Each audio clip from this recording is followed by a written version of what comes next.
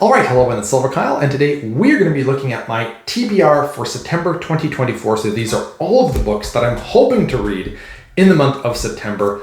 But as some of you might have already seen, I'm currently reading 5 books, and I still haven't finished any since then.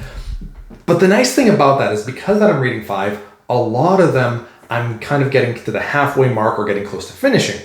And what I'm also going to be doing is that one weekend I'm going to be reading from Friday after work until basically Sunday night. So I'm going to obviously sleep and eat and all that kind of stuff. But other than that, I'm really going to try to use all of my free time to read during that weekend. Obviously things might change, or I might end up, hanging out with family or friends or something like that. But for the most part, I will be doing that, and I'll kind of give an update when that's going to happen. I'm thinking it's going to be the middle of September for that weekend. But let's talk about the books. The 5 books that I'm currently reading, I'll talk to you afterwards because I've already kind of mentioned it. So if you've seen that video, I just want to talk about the other two books that I might be adding, because I feel like if I read from Friday night until Sunday night, I could do a lot of damage in terms of reading. I'll probably finish a few books during that time, so I could add a few more to start them at least. And those are 2 books that I'm really looking forward to. The first one is Dune. So I have never read Dune. I know it's a sci-fi book. I watched maybe the first 40 minutes of the new movie, the new 2021. Is it 2021 or 2022? I think it's 20. Either way, that first Dune movie, part 1. And I said, okay, I want to read the book first. So I turned it off and I went and got this, which is like this really nice like collector's edition or something. Like the pages are blue. It's just absolutely gorgeous. I put it in this plastic sleeve that I do with all my hardcovers. And I'm really looking forward to this, but I've never read it and I don't even know what it's about. I know it's a sci-fi desert world where they're breathing in this different kind of air and there's sandworms. That's the extent of it. And that there's some kind of political war going on. I don't know. And maybe I'm even wrong about that. I didn't read anything for the sleeve here. I just know that this is basically where a lot of modern sci-fi took their inspirations, is from Dune. So very much looking forward to that. And then I can finally watch the 2 Dune movies, which I've heard nothing but good things for. The other book that I'm hoping to get to at the end of the month here, it might not happen in September, but hopefully in October then at least, because I feel like I'm really going to get into this because I've heard so many good things about this author. This will be my first book ever, my first novel that I read from this author, and that is John Gwyn's The Shadow of the Gods. This is going to be a trilogy. The 3rd book is actually coming out at the end of October. So what I'd like to do is I'd like to read the first 2 books and then get that 3rd one. And so this is Shadow of the Gods. And basically the gods had this gigantic battle. A ton of them died. And then at the end, now it looks like there's potentially war on the horizon. And it's going to basically bring in 3 warriors, a huntress on a perilous quest, a noblewoman pursuing battle fame, and a thrall seeking retribution among the mercenaries known as the Bloodsworn. That's pretty much it. And the thing I love about this is the cover here. This is incredible work. And you have this massive dragon and that one little warrior. Freaking beautiful. And I think The Hunger of the Gods is the 2nd book. And that has same kind of concept. It's a gigantic wolf. I'm so excited for this. And John Gwyn has basically, I think it's a Viking series. There's a 4 book series that he had written previous to this that was also really well regarded. So I'm hoping that I read the Bloodsworn saga, the trilogy, and then next year potentially I could start. I don't have enough room unless it's absolutely amazing and I can't put it down. Then maybe I'll go back and read that Viking series. But yeah, what's that Viking series called? Just out of curiosity. And then we'll get into the 5 books that I've been reading for the last little while. The Faithful and the Fallen. So that's the series. Malice, Valor, Ruin, and Wrath. There we go. Of Blood and Bone is... Oh, he's the one that wrote Of Blood and Bone as well. I've got a lot to check out from this author. All right, so now, for those of you that have already seen, I am currently reading 5 other books. This one, I'm getting close to the end here. I've got maybe 1/3 of the book left. And that is Linwood Barclay's I Will Ruin You. I picked this up at the airport because I needed a book to read when I was flying, and I forgot to grab one of my books that was in my suitcase.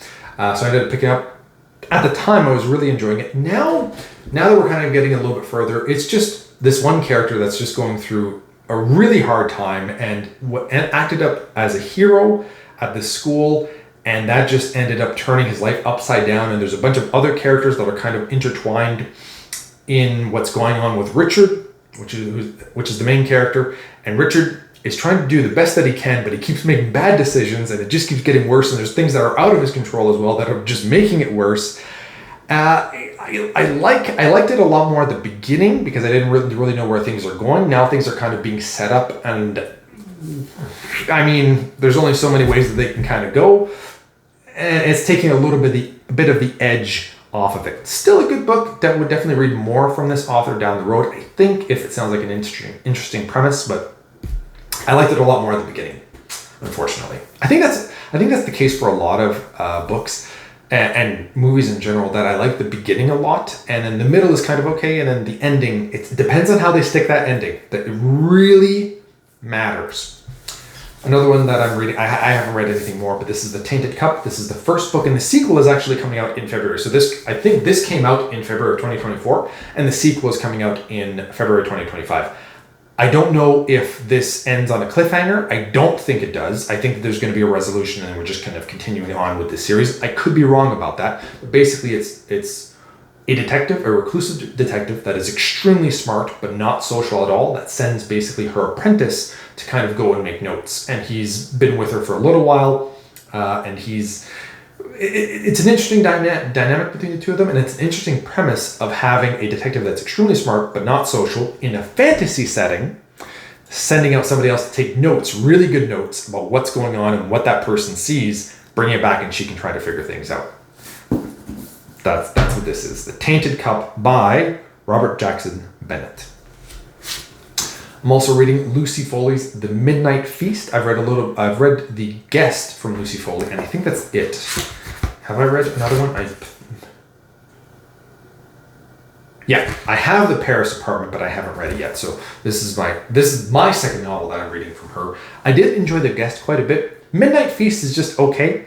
I do like the way that she writes. I'm not as engaged as much in this book. It's still good. It's definitely worth reading by far. But I just was hoping that this would be kind of on the same level as The Guest.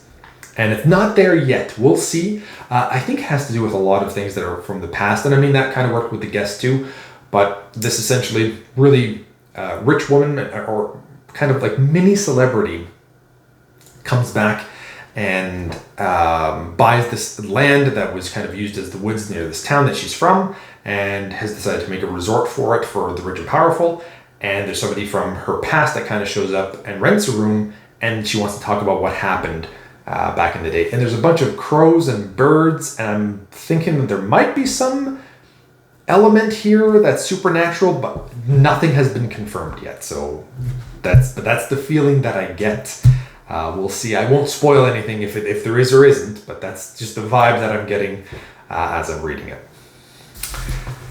Next up, let's talk about that one last, because that just works a little better. Another one. I'm going through so many books. There's no way. Well, you never know. I might finish quite a few of these. This is The Trials of the Empire by Richard Song, which is the third book in the Empire of the Wolf. This one came out also, I think it was like March of this year. And I read the first two books, enjoyed them. The first one was a little bit more my cup of tea, but basically we're going into some kind of crazy war in the real world at the same time. There's a crazy amount of stuff going on, going in different dimensions and all that kind of stuff in a fantasy setting.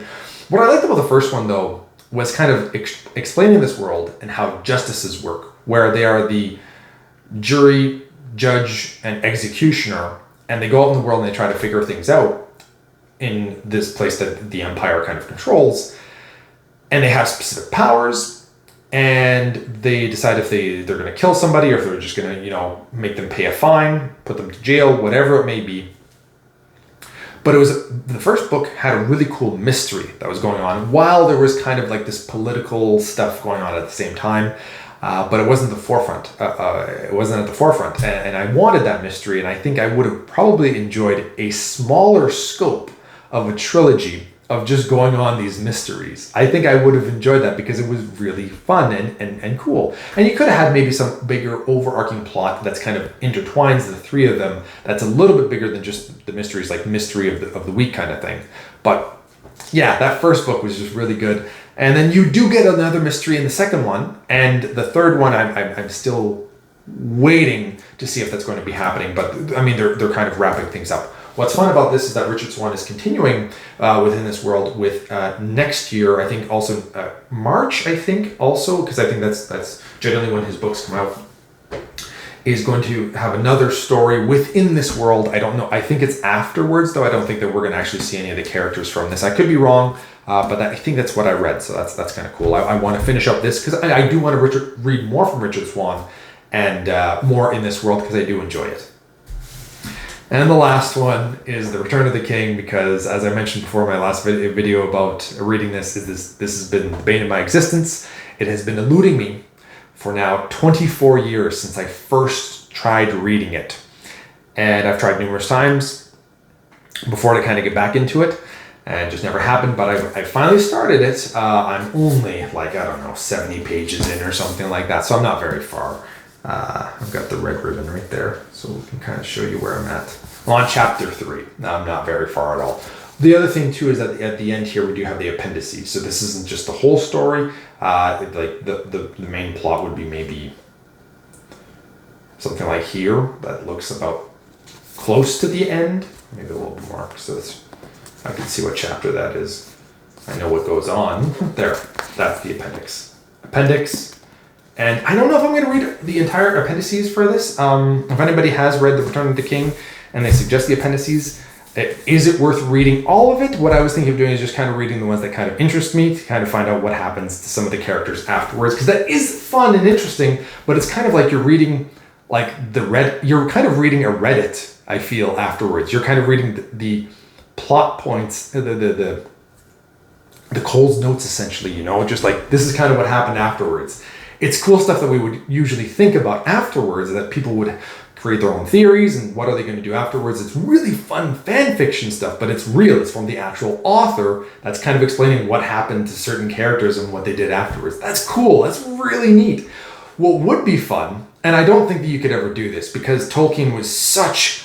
I wouldn't be... Well, the Tolkien estate is pretty good with saying that they only want this kind of stuff out there because they're really trying to be guarding Tolkien's work as much as they can. I mean, Ring of Power exists, but I mean, that's Amazon. It's not really canon, all that kind of stuff. But you could have somebody write the stories that happen afterwards. I've heard a few of the things that happen afterwards, not everything. I don't know if you could actually flesh them out. And the problem is that you wouldn't be able to flesh them out like Tolkien had, right? Like nobody can really duplicate this. It's very hard to continue on after an author has either left or passed on and it goes to somebody else, but I want more of Lord of the Rings. And I know that Lord of the Rings is not Lord of the Rings unless Tolkien is present, right? But if you can get somebody that really understands Tolkien, like Brandon Sanderson with The Wheel of Time, it seems as though he understood Robert Jordan. So if you can get somebody that's passionate like that really understands Tolkien, could we do that? I don't know. It's just things that I'm thinking about. So that's everything that I'm planning to read potentially in the month of September. I'm definitely going to be reading quite a few of these, probably finishing up quite a few because I have started a lot of them here. And especially that weekend in the middle of September where I'm going to be reading, hopefully, for basically like 40 hours minus my sleeping and,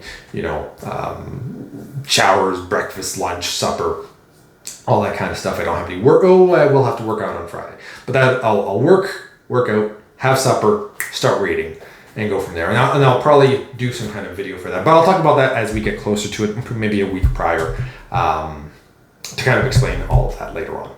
So there you go. Let me know in the comments below what you're reading in the month of September, and we'll talk to you all next time. You have been bearded in. Beardage.